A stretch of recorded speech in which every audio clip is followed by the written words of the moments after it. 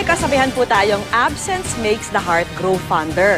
Pero ang kasunod na linya, absence daw also makes the heart forget? Noon daw yan, nung di pa uso ang internet at hindi pa high-tech ang mundo. Ayon din sa isang pag-aaral, mas nakakakilig daw ang mga long-distance relationship. Nakatutok si Trisha Zafra. Ang Pinay na si Frenzy at ang Swiss national na si Sev, nagkakilala lang sa Facebook.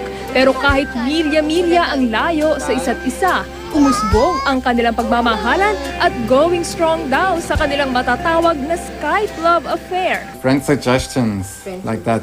Then I think she saw me there, then she added me. I get the request. Then I thought, oh, nice girl, I accept that request. Maganda. Nakakagulat kasi... kasi tinanggap niya ako kahit may baby na ako. Sa 4 na beses na pagbisita ni Sev mula sa Switzerland, napatunayan daw nilang absence makes the heart grow fonder. Kung dati, napakahirap ng long-distance relationship, sa panahon ngayon na marami ang may gadget at internet connection, mas madali na ang komunikasyon. Sa bagong pag-aaral nga ng International Communication Association sa Amerika, lumalabas na mas intimate pa raw ang maraming long-distance relationship kaysa sa mga magkarelasyong magkalapit at araw-araw nagkikita at nag-uusap. Pero ayon sa isang psychologist, iba pa rin daw kung personal mong nakakasama ang taong iyong minamahal. May cliche na sabi na separation makes the heart go pounder, no?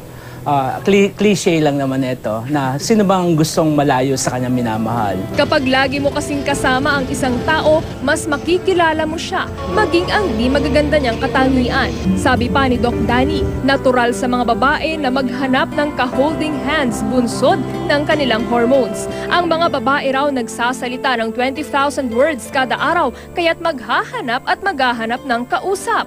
Ang mga lalaki naman, importante pa rin ang komunikasyon.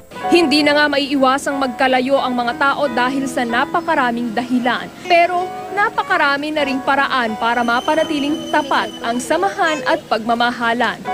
Ang pamilyang ito sa California, laking pasalamat sa Skype. Magle-labor na kasi si Mrs. pero kahit nasa Afghanistan ang sundalong mister, sa isang click, tila naglaho ang milya-milya nilang pagitan. Dahil sa internet, walang iwanan hanggang sa operating room.